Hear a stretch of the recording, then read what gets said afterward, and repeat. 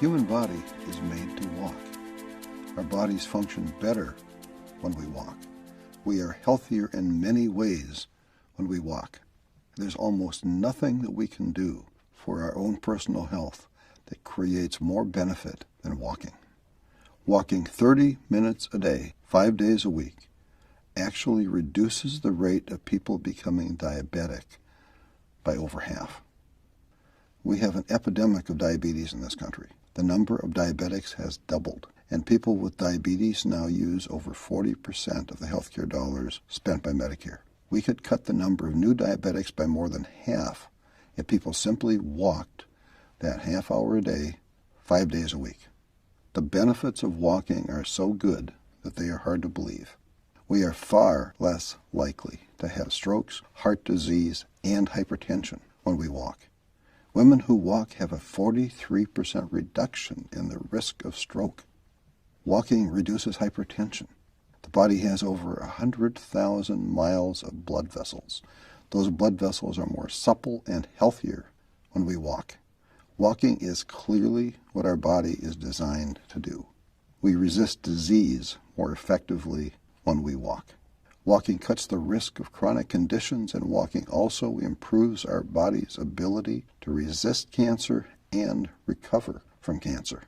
Women who walk have a 20% lower likelihood of getting breast cancer and a 31% lower risk of getting colon cancer.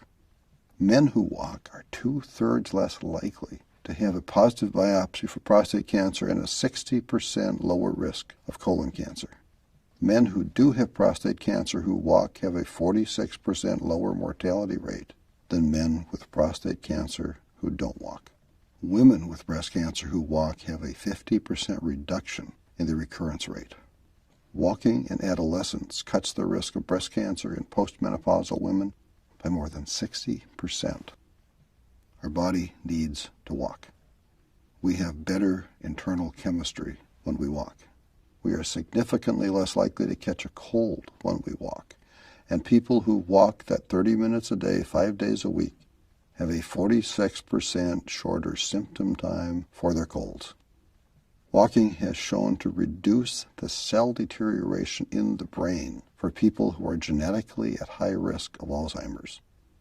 Walking actually increases brain health and the size of the brain for walkers over the age of 60. Walking can have a major positive impact on depression.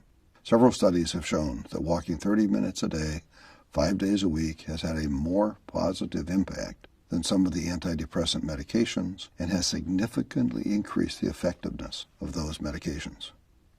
People who walked were also significantly less likely to be depressed after a year. Walking creates positive neurochemicals, and it is the easiest health improvement strategy to maintain over time. It doesn't take very much equipment to walk. We don't need to run or jog or swim to get the benefits of walking. The human physiological need to walk is a basic need that we can meet by just walking. Walking strengthens the heart. Walking strengthens our bones. Walking half an hour a day has health benefits that exceed the benefits of losing 20 pounds.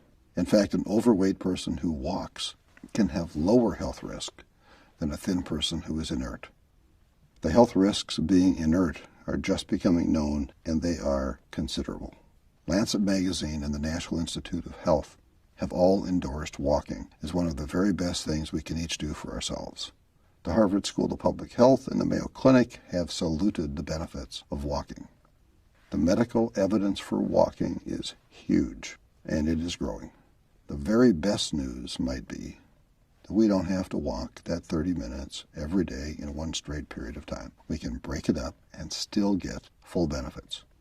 We can walk 15 minutes twice a day and get the same health benefits.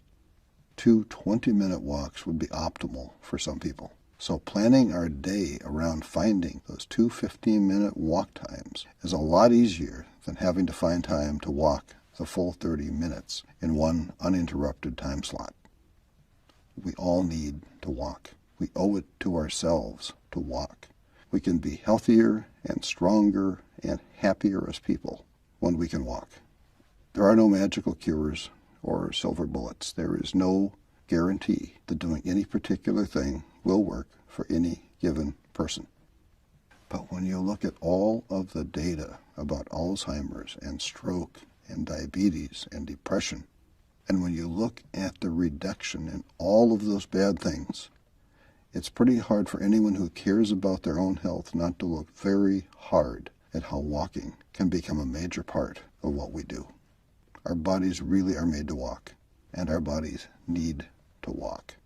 We are not the strongest creatures on this planet. We aren't the biggest or the fastest, and we aren't the best swimmers. We can't jump very high, and we can't fly at all.